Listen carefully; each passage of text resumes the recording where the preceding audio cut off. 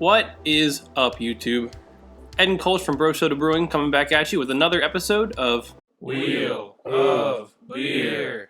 The show where a wheel randomly generates a beer for me to brew, and then also randomly generates a food for me to brew into it.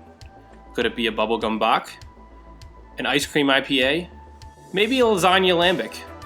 Find out on this episode of Wheel of Beer. I don't really trust them. Life on my back, yeah, I really had to cut them. She like the vibe, but I do not trust her. Keep it on the low, she tryna blow my cover. Remember them mixtape covers and the tracks that was whack, too bad. I ain't know we had them bars like that, yeah, I got it like that, yeah, I got it like that. Alright guys, so I'm a little nervous after the last episode. If you haven't seen episode 6, I'll link it at the end of the video for you to check out. Gave me a whole new level of respect for the wheel though. One false move and it could possibly end my life. Let's hope my God is merciful today though, and head over to the wheel. Okay, so it's loaded with all the beer styles out there, so I'll give it a spin. 9A. Jumping over to my Brewfather app to check. It's a Doppelbock. Doppelbocks are malty and high-octane lagers from Germany. Can't remember the last time I had one, but they're one of the few really malty beers that I do enjoy. I'm not sure I'm going to enjoy this one though, but let's jump over to the wheel and find out. So I'll go ahead and load it up with 10 randomly generated foods and give it another spin.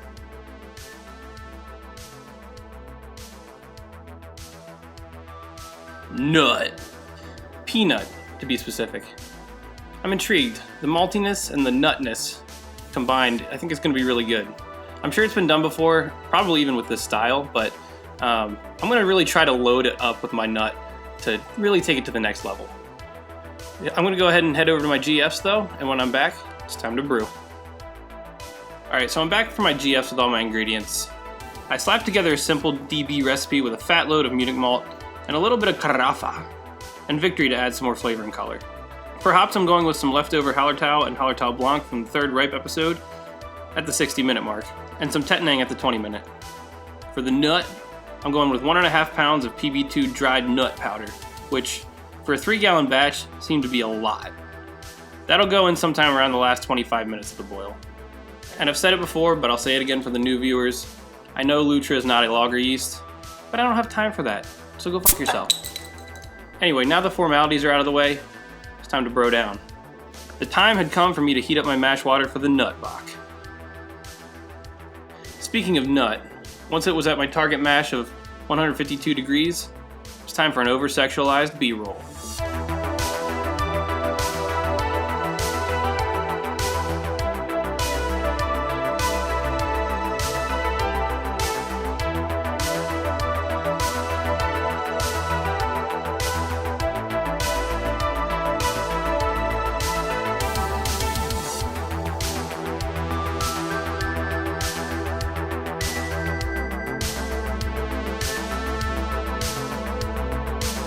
I left that to mash for an hour.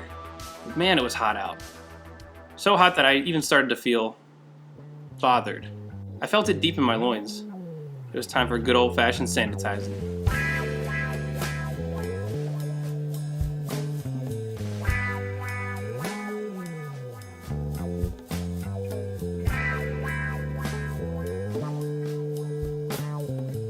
For more nut-sponsored material, feel free to check out my OnlyFans after the video. Once the mash completed, it was time for a sack squeeze, and to get her fired up to a burl.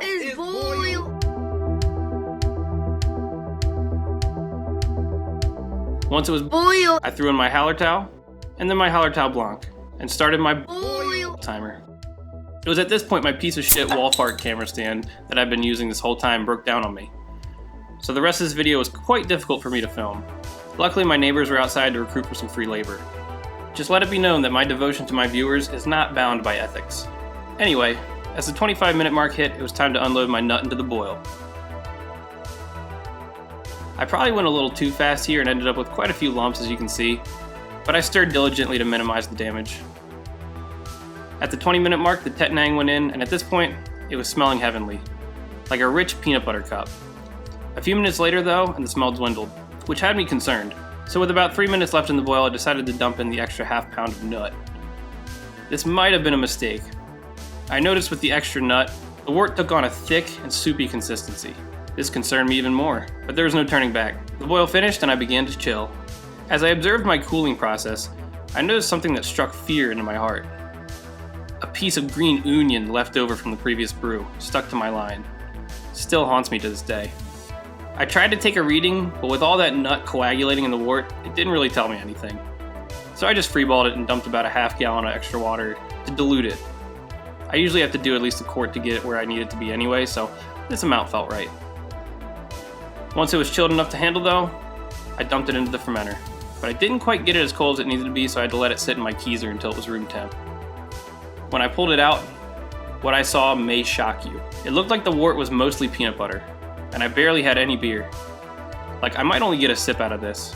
They gonna use beer for that? I went ahead and said fuck it though, and I pitched my Lutra.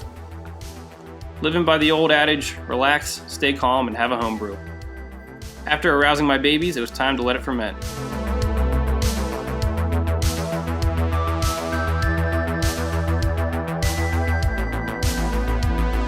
After fermentation was done, it wasn't looking much better. 10% beer, 90% nut. I needed to press on though and keg this bad boy. The keg run, like the last, did not go well. I had to get a new pump after the onion beer, but I got one that was a little bit too big, so it was kind of impossible to pump, especially with all the nut flowing through. Once again I said fuck it and committed a homebrewing crime, dumping the beer directly into the keg. It is what it is.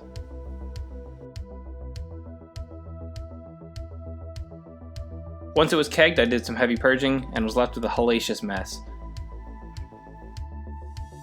Once I cleaned it up, it was getting to be about lunchtime. With all this extra nut trube left over, I decided, why not have me a peanut butter doppelbock sandwich?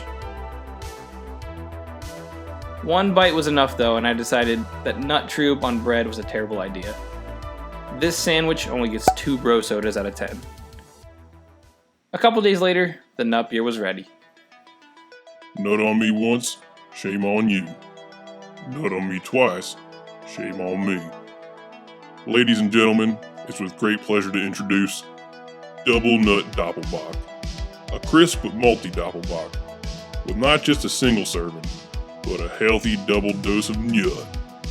Now, I'm not the judgmental type, to each their own, but if you don't say no homo before every sip, I'll know what you're all about. So go ahead and pour yourself a tall, frothy glass of my nut. Alright guys, so we're here with the Double Nut Doppelbock. I'm pretty excited for this one. It smells nice and peanut buttery. I mean, it smelled peanut buttery when I was kegging it. It smelled peanut buttery when I was brewing it. It might actually be pure peanut butter though, because I accidentally put a little too much in there. But we're gonna drink it anyway, and I'll let you know how it is. So we'll start with an official sniff. Colch, you wanna sniff it?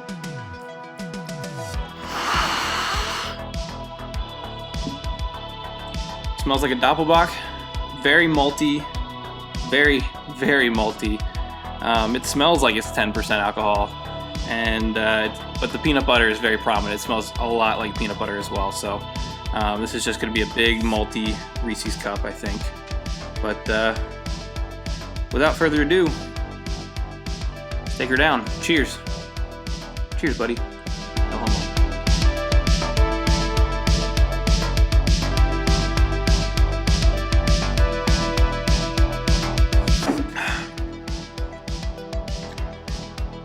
Ooh, that's tasty. Ugh. Ugh. Yeah, she's thick. There's a lot of peanut butter still in there. I put the floating dip tube in to make sure that I didn't pull any of the peanut butter up through the keg, through the line. But she's still pretty damn thick. The maltiness is incredible. It's super duper malty.